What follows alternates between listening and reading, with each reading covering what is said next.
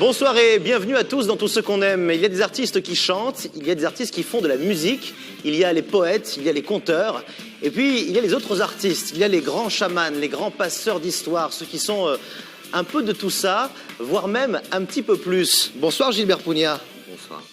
Gilbert, vous serez en concert au Théâtre en plein air de Saint-Gilles le 26 février. Oui. Et au cas où vous n'auriez pas compris, je parlais un peu de vous là dans l'introduction. Est-ce que ça vous va, ça, le côté conteur, passeur d'histoire, en plus de la musique qui est évidente quand on vous voit? Conteur, oui, parce que je me considère beaucoup comme quelqu'un qui dit les choses, qui dit des autres textes, quand même, des autres paroles. Maintenant, je suis nourri à différentes écoles de musicales, Gramoun Lélé, Le Roi Caf, Ramouche, Fiamaviri, et ainsi de suite, Gramoun Baba. Ça, donc, j'ai eu la chance de côtoyer tous ces gens-là. Lors des cabars chez Tijan Joaro à Trois-Mars, le papa de Gaston et Daniel Waro. Absolument, là où vous jouiez dans vos débuts. Oui, ça, pas beaucoup de monde vous accueillait, heureusement il y avait lui. Il y a Zélindo, il y a CH Sinamale, il y a tous ces gens-là que j'ai, Daniel Senghini, des personnages, quoi. Hein. Ouais. Et puis, bon, plein de poètes, Patrice Treutard, Alain Armand, Boris Gamaleya, Carpanet Marimutu, tous donc ces gens. Donc le texte est important dès le début. Oui, c'est ce qui fait Ziskakon dès le début, c'est l'écriture. Alors on va en parler. On vous reçoit entre autres pour la sortie très attendue d'un très bel objet musical. Musical et vidéo, on en parlera tout à l'heure. C'est ce dernier live enregistré au Sakifo et produit par le label du même nom. Au-delà du changement de label qui est important pour un artiste, qu'est-ce qui reste, qu'est-ce qui marque dans un concert comme celui-ci? Il y a la rencontre avec Mathieu Chédid, il y a Alex Sorès. Qu'est-ce qui vous a marqué pour vous dire celui-là, il sort en DVD? C'est une belle histoire. Le truc, c'est que bon, je venais de sortir Madagascar, moi, le groupe, hein, on venait de sortir Madagascar. On sait que maintenant ils disent que c'est une durée de vie pas longue, et c'est un passeport. Et ce DVD est arrivé à point nommé parce que bon, le truc, c'est qu'on m'a proposé la grande scène du Sakifo. C'est une belle chose qui arrivait. Et voilà, quoi, tu vois. Ça donne ces belles images. On va reparler de ce DVD, de ce CD, du concert de samedi. Et j'ai envie de dire que de chemin de parcouru quand même. On va revenir un petit peu en arrière. Les années 70, que de chemin de parcouru depuis le stade de la Redoute où vous entraîniez des jeunes au football, ou Alain Armand faisait de l'athlétisme.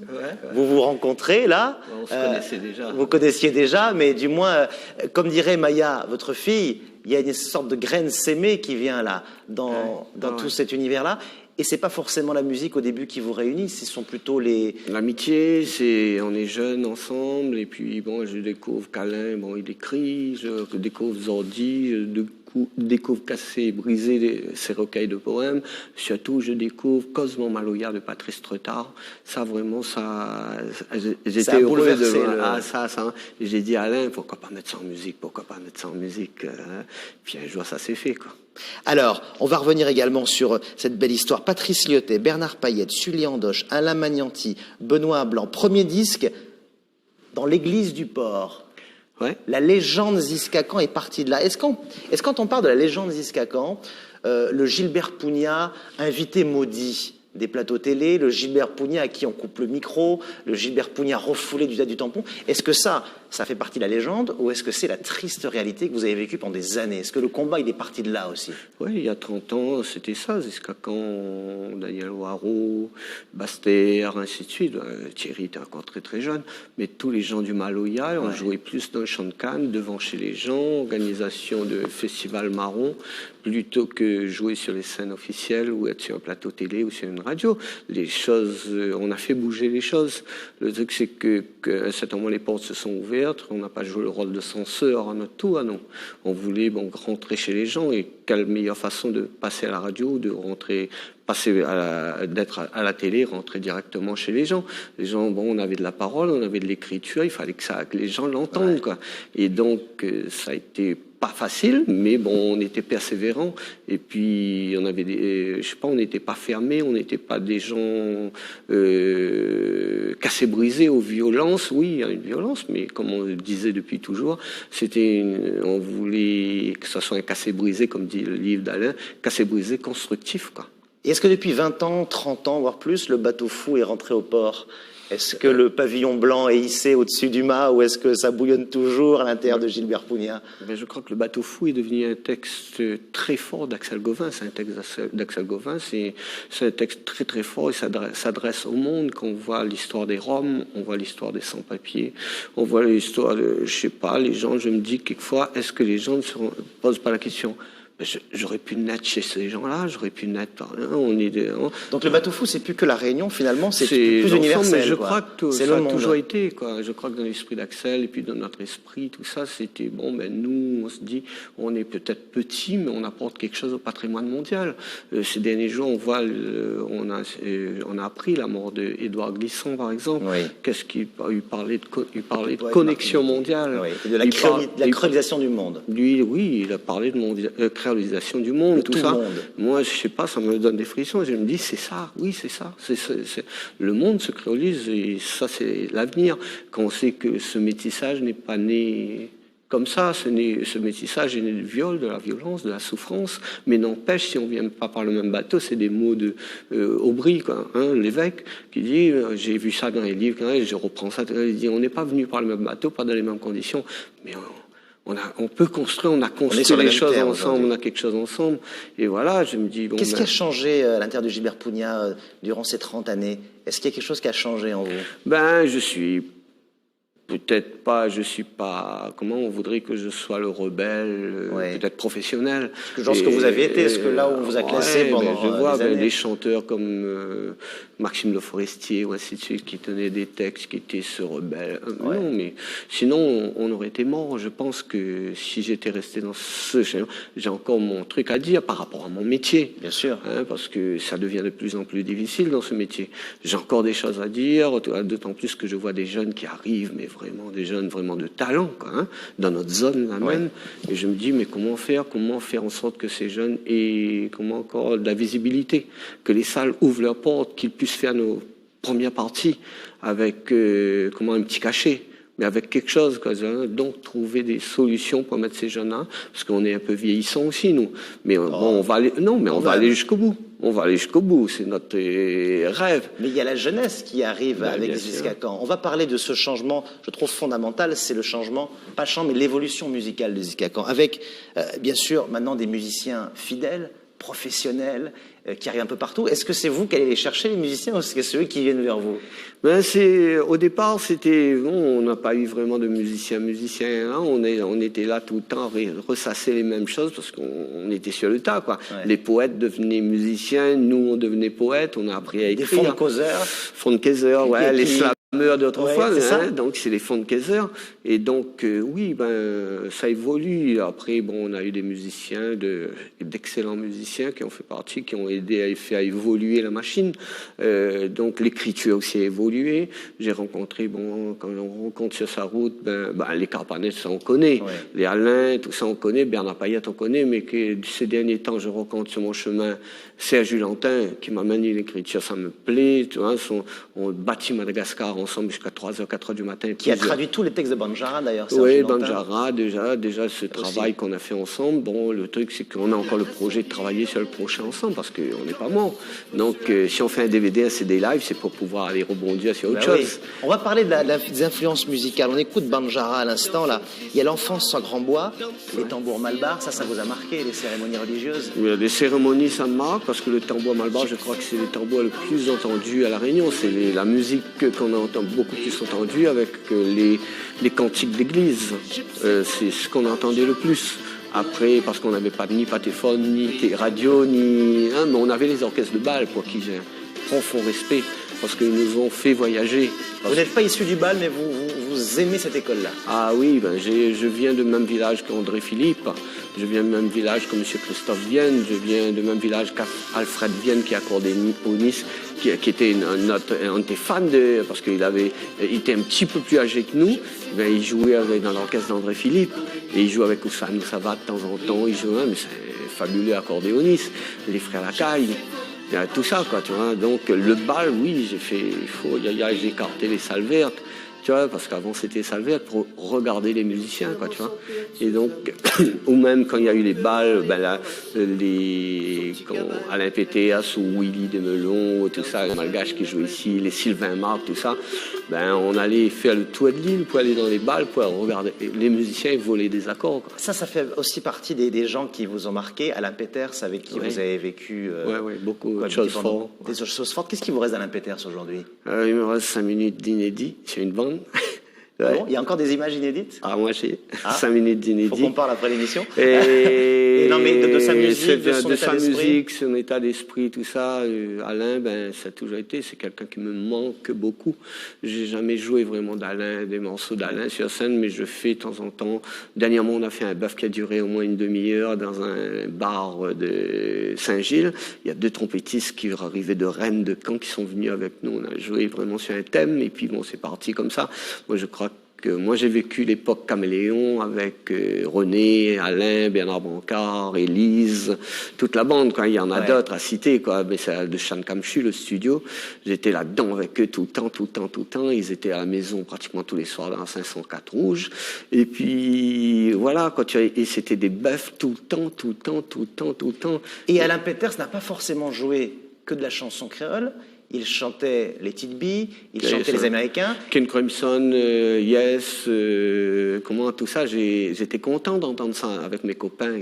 On allait dans les balles pour écouter ces musiques-là. Parce qu'il y a quelque chose qui vous guide, vous aussi. Il y a un rocker que vous aimez. Il y a quelqu'un à la guitare qui vous... C'est Jimi Hendrix. Jimi Hendrix. Ça, c'est une histoire mais terrible avec Jimi.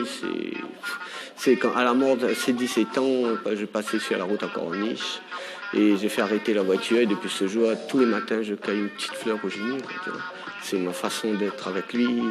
En quoi il vous ressemble ou en quoi vous lui ressemblez? Oh, je ne ressemble pas, non, parce que là, c'est le maître. Là, quand on voit tous les guitaristes qui s'expriment dans les différentes revues sur sa vie, sur Hendrix, son œuvre, tout ça, rythmiquement, ce qu'il représente, ce qu'il a. Écoute, je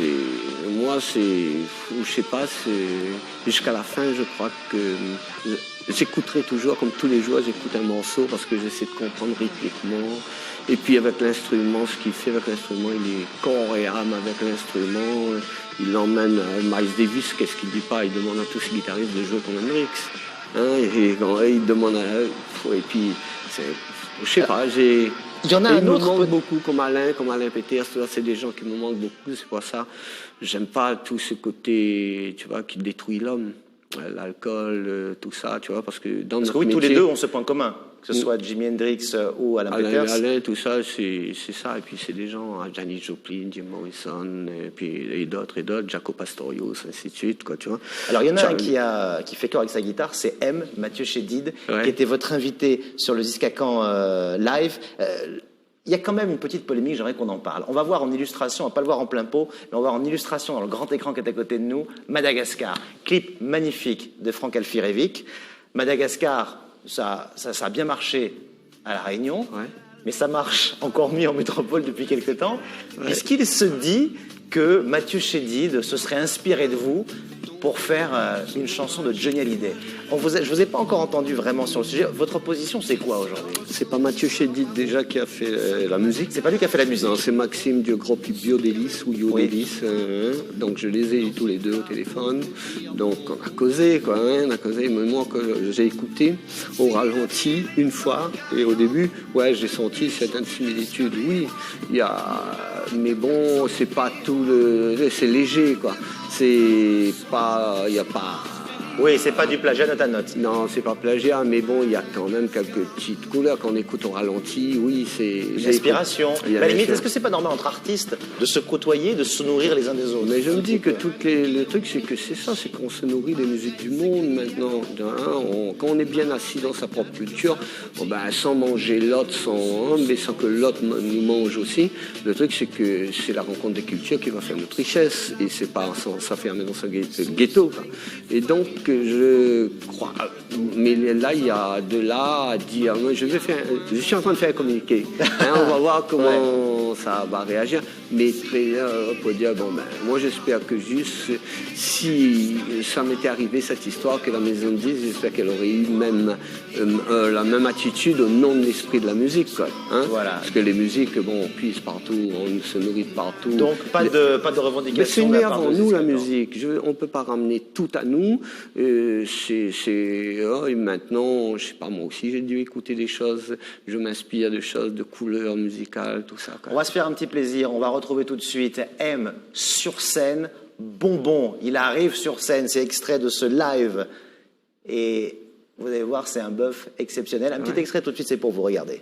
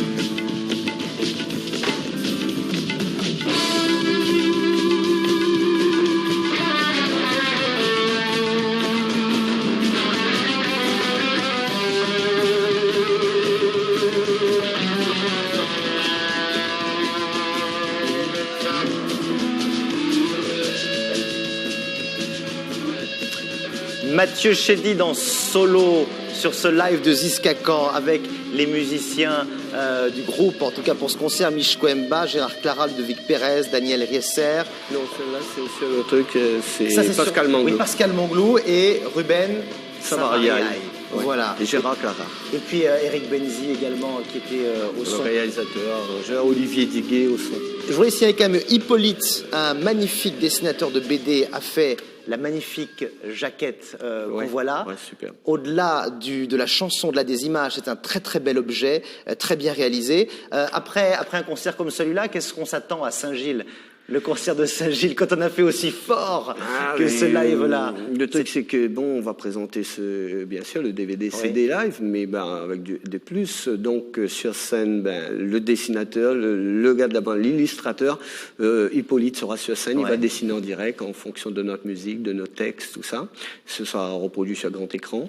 En salle, il y aura un autre dessinateur, un autre illustrateur, mais qui est en train de monter, Emmanuel Prost, qui a fait le livre Oreilles dedans. Oui, absolument. Et Emmanuel Prost, il est cotisé par tous les auteurs et éditeurs de la BD. Je suis dans la BD, donc je connais un petit peu le. Donc, ils vont réaliser ça pour réaliser avec les bulles de l'océan. Une interactivité sur scène. Ouais, il y aura ça. Ils vont dessiner en direct. Et puis, on va se créer ce songbook de Ziska-Can, ce livre musique de Ziska-Can, avec ces photos qui vont apparaître après, peut-être dans l'année, parce que c'est l'année des Dômes, donc on va essayer de faire ça en créole, en français, en anglais, avec les partitions, avec la musique, tout ça, avec un beau livre produit par Jean-Luc Schneider.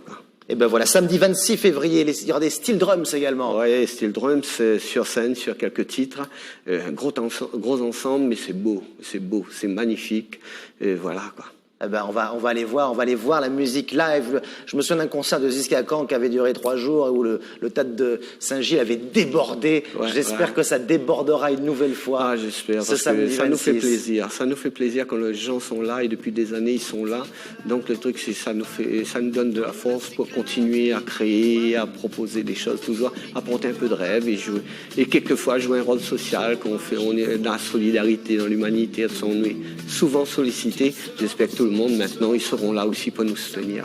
Et ben voilà, merci Gilbert. Un plaisir de recevoir Gilbert Pugna, Ziska-Can en concert le 26 au théâtre en plein air de Saint-Gilles et puis ce magnifique objet. Merci beaucoup, tous ceux qu'on aime, à bientôt. Salut. Depuis aujourd'hui jusqu'à mes